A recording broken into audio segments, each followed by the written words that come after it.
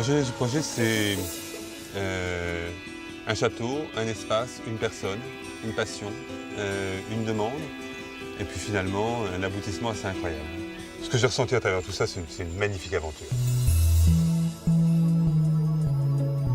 Non, c'était amusant parce que je travaillais avec une personne qui était très proche de l'espace. Je crois que ses parents étaient dans la région.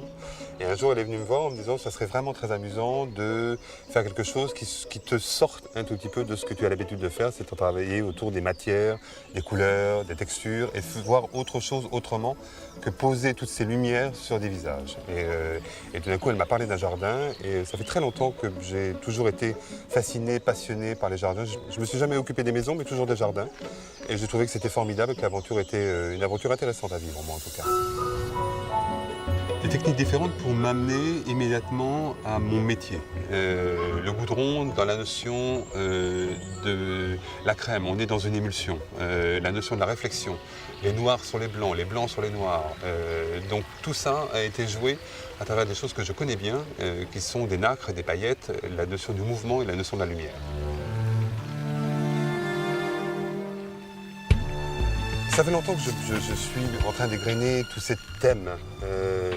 Encore une fois, la passion, ce côté extrêmement noir de la vie, mais ce côté extrêmement blanc, le côté noir peut nous ramener vers un côté masculin. Dans tout ça, il y a bien évidemment beaucoup de symbolique à travers ça. Et c'est ça, enfin, voilà, c'est dans cette symbolique-là où je suis allé chercher les énergies.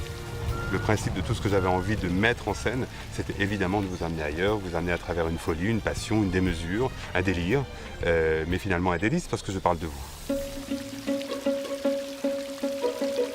Je suis très attaché dans la notion des mélanges d'essences. J'adore parler avec quelqu'un comme Francis Curgian qui a fait l'olfactif de cette fontaine, parce que finalement on utilise les mêmes mots et on s'en sert différemment.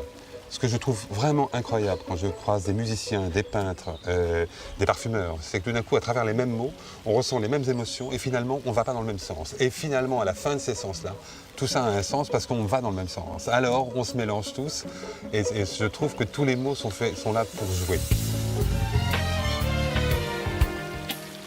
Je pense qu'il y a quelque chose de très important pour moi à travers ce que je suis en train de vivre, à la fois chez Givenchy, comme maquilleur, comme directeur artistique d'une maison, et à la fois dans la création de ces jardins. C'est ce côté passionnel, c'est ce côté fou, c'est ce côté fougueux, c'est ce côté amusant, rigolo, mais à la fois extrêmement dense. Alors tout ça se mélange. Et encore une fois, c'est dans ces mélanges que tout se passe.